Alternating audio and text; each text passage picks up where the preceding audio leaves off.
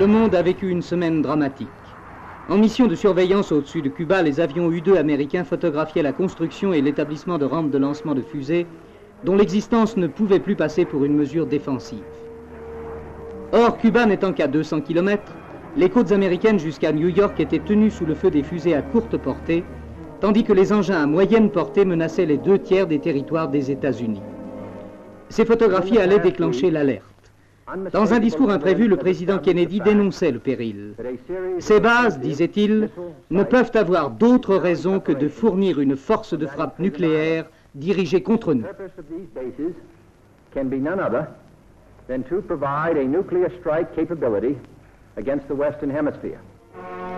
Il lançait en même temps le poids de la flotte américaine dans la balance en décrétant le blocus pour tout équipement militaire offensif à destination de Cuba.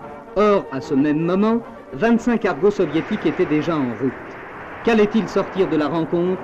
Les cargos accepteraient-ils le contrôle? Tenteraient-ils de forcer? Les heures commencèrent à se faire lourdes. Sur la côte américaine, les radars étaient déjà en état d'alerte.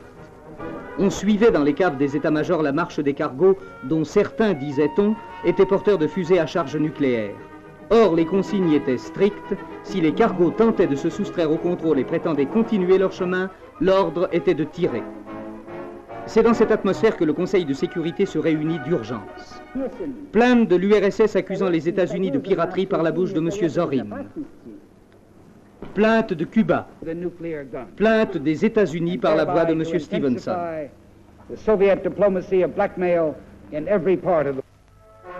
Dans le même temps, à l'Organisation des États d'Amérique réunie en séance extraordinaire, la place de Cuba était demeurée vide, et celle des États-Unis était occupée par le ministre des Affaires étrangères, M. Dean Rusk. L'Assemblée approuvait les mesures décidées pour faire face au danger d'agression venant de Cuba.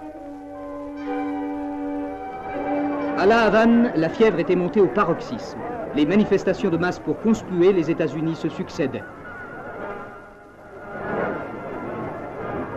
Fidel Castro, lui-même, vint haranguer une population fanatisée qui brandissait des pancartes au slogan définitif.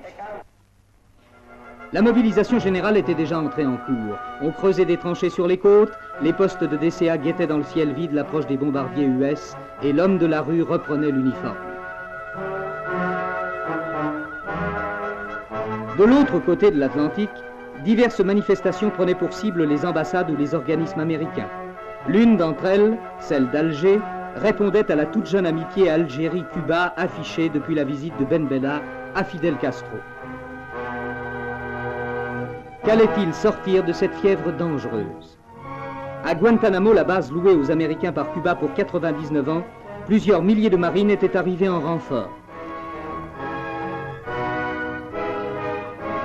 Par contre, femmes et enfants étaient évacués. Tout était possible. Et puis, le miracle de la sagesse et de la fermeté eut raison de la fatalité des dangers en chaîne. Khrouchtchev détourna ses cargos et annonça la destruction des rampes. Reste tout de même Guantanamo dont Castro réclame l'évacuation. Mais l'heure du drame est passée.